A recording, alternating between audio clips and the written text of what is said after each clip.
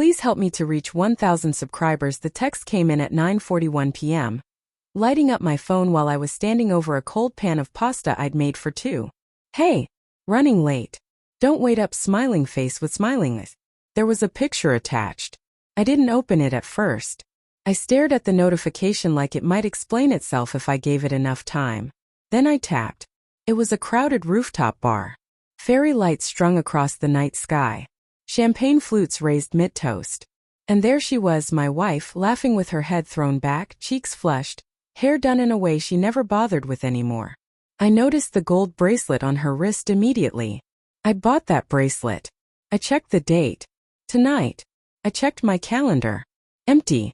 I zoomed in on the table in front of her. A bottle of champagne I recognized from the liquor store down the street. $200 a pop. My card had been charged that morning. That was the moment something inside me shifted. Not anger yet. Something quieter. Like the sound a lock makes when it finally clicks open. Earlier that day, she told me she was just grabbing drinks with the team to celebrate her new job. She'd sounded distracted, already half gone, standing in the doorway while tying her shoes. "You don't mind, right?" she'd said. "Of course not," I replied automatically. I was proud of her. She'd worked hard for this promotion. Late nights, stress headaches, endless complaints about her old boss. I'd listened to all of it. I'd also paid for a lot of it. Her tuition for the certification course. The wardrobe upgrade she said she needed to look the part. The Uber rides home when she stayed late. We had a joint account, but I was the one bringing in most of the money while she built her career. That was our deal. Our partnership. Or so I thought. Around 7 I texted her. "How's it going? Want me to pick up dessert?" No reply. "Date?" I called. Straight to voicemail. By 9 the pasta was congealed, and the house felt too quiet. That's when the text came. That's when I saw the photo. That's when I realized I wasn't just running late. I wasn't invited.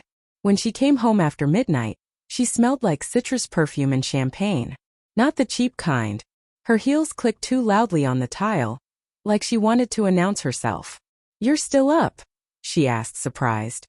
"I saw the pictures," I said. She froze. Just for a second. But I saw it.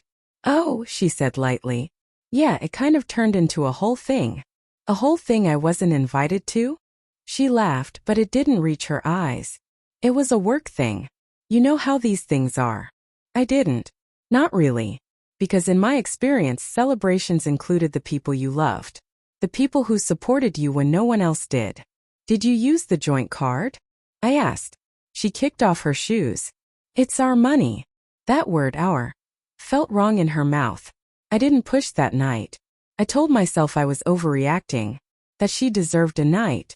That marriages survived worse than missed invitations. But suspicion doesn't disappear once it's born. It grows quietly, feeding on small details. Over the next few weeks things changed.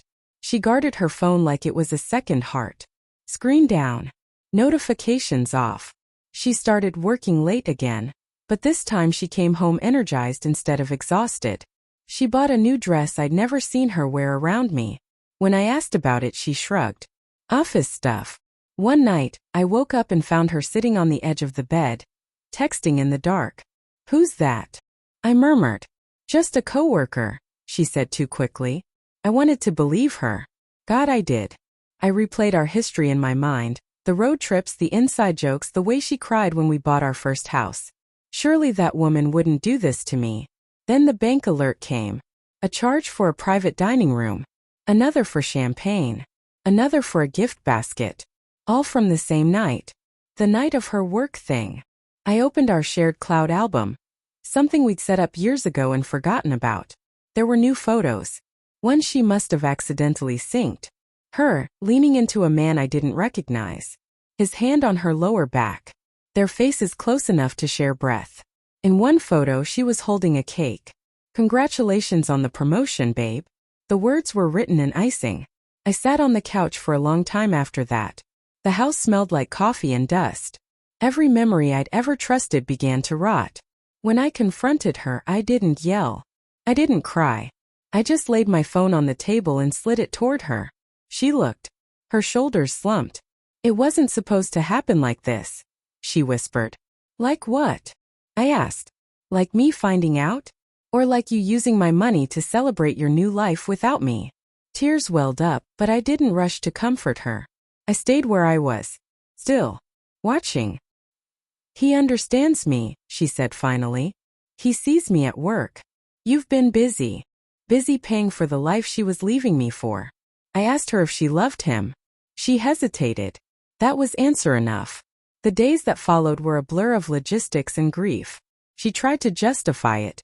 Said she'd felt invisible. Said it wasn't about the money.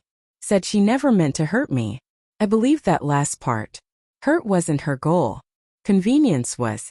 When she moved out, the house felt hollow, like it had exhaled and never breathed back in.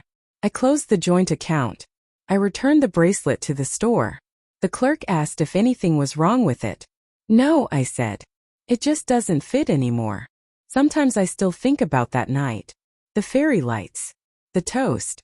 The way she smiled when she thought I wasn't watching. What I've learned is this. Betrayal doesn't always come with shouting or slammed doors. Sometimes it arrives wrapped in celebration, paid for by your own hands, and leaves you standing alone in a quiet kitchen, wondering when love stopped including you. I'm rebuilding now. Slowly. Carefully. With boundaries I didn't know I needed. And this time, every celebration I attend, I make sure I'm on the guest list.